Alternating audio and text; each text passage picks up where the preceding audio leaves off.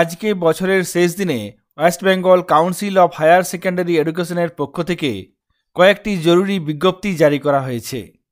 চলুন দেখে নিই সেই বিজ্ঞপ্তিগুলিতে কী বলা হয়েছে।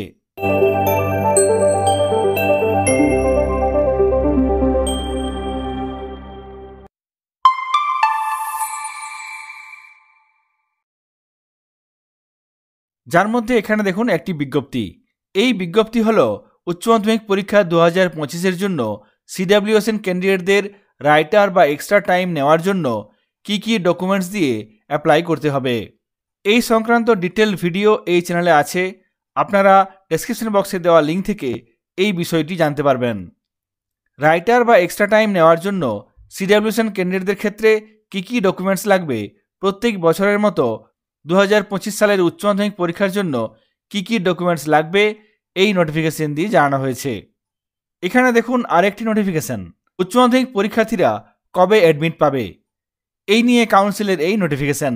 এই নোটিফিকেশনে বলা হয়েছে কাউন্সিলের তরফ থেকে 2024-25 সেশনের জন্য যে ওয়ার্কিং প্ল্যান দেওয়া হয়েছিল, সেই ওয়ার্কিং প্ল্যানে উচ্চ মাধ্যমিক পরীক্ষার জন্য অ্যাডমিট কার্ড ডিস্ট্রিবিউশনের ডেট দেওয়া হয়েছিল 19শে ফেব্রুয়ারি 2025, কিন্তু ওই দিন মাধ্যমিক পরীক্ষা থাকায় এই দিন পরিবর্তন করা হয়েছে।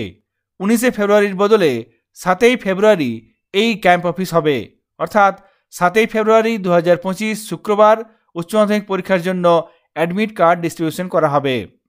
বিদ্যালয়গুলি 7ই ফেব্রুয়ারি নির্দিষ্ট ক্যাম্প অফিস থেকে এই অ্যাডমিট সংগ্রহ করতে পারবে। তারপর নির্দিষ্ট সময়ের মধ্যে পরীক্ষার্থীদের হাতে ওই অ্যাডমিট কার্ড তুলে দিতে পারবেন। সুতরাং মাধ্যমিক পরীক্ষার কারণে কাউন্সিলের 19শে ফেব্রুয়ারির ক্যাম্প অফিস আগামী 7ই ফেব্রুয়ারি 2025 শুক্রবার হবে। ওই দিন কাউন্সিলের তরফ থেকে বিদ্যালয়গুলিকে পরীক্ষার্থীদের অ্যাডমিট কার্ড এবং প্রয়োজনীয় তথ্যগুলি প্রদান করা হবে। কাউন্সিলের তরফ থেকে আজকে এই নোটিফিকেশন দিয়ে এই বিষয়টি জানানো হয়েছে। এখানে দেখুন আরেকটি নোটিফিকেশন। এই নোটিফিকেশন 2025 সালের উচ্চ মাধ্যমিক পরীক্ষার প্রজেক্ট এবং প্র্যাকটিক্যালের নম্বর সংক্রান্ত ব্যাপারে। অনলাইন মাধ্যমে কাউন্সিলের নির্দিষ্ট পোর্টালে 31শে ডিসেম্বরের মধ্যে এই নম্বর এন্ট্রি করতে বলা হয়েছিল।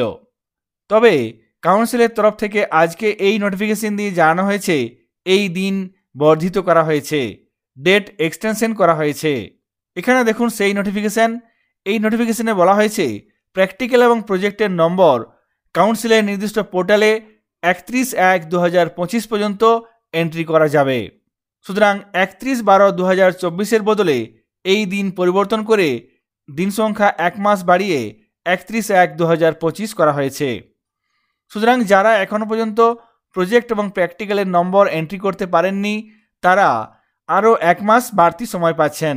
আগামী 31/1/2025-এর মধ্যে প্রজেক্ট এবং প্র্যাকটিক্যালের নম্বর এন্ট্রি করতে হবে। কাউন্সিলের তরফ থেকে আরও একটি নোটিফিকেশন দেওয়া হয়েছে। কাউন্সিলের পোর্টালের যে ইন্টারফেস, সেই ইন্টারফেস পরিবর্তন হতে চলেছে। এই ইন্টারফেসকে আরও সহজতর করা হবে। আগামী 27শে জানুয়ারি 2025 থেকে এই নতুন ইন্টারফেস কার্যকর হবে।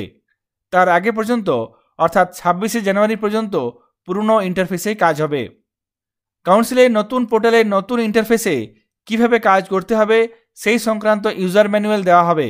কাউন্সিলের পোর্টালে এই ইউজার ম্যানুয়াল আপলোড করা হবে। 27শে জানুয়ারি 2025 থেকে এই নতুন পোর্টাল কার্যকর হবে। 26শে জানুয়ারি 2025 পর্যন্ত পুরনো পোর্টালের মাধ্যমেই কাজ হবে। কাউন্সিলের তরফ থেকে এই বিষয়টি আজকে নোটিফিকেশন দিয়ে জানানো হয়েছে। কাউন্সিলের তরফ থেকে প্রকাশিত কয়েকটি নোটিফিকেশন আপনাদের সঙ্গে শেয়ার করলাম। সকলে ভালো থাকবেন, সুস্থ থাকবেন। ধন্যবাদ।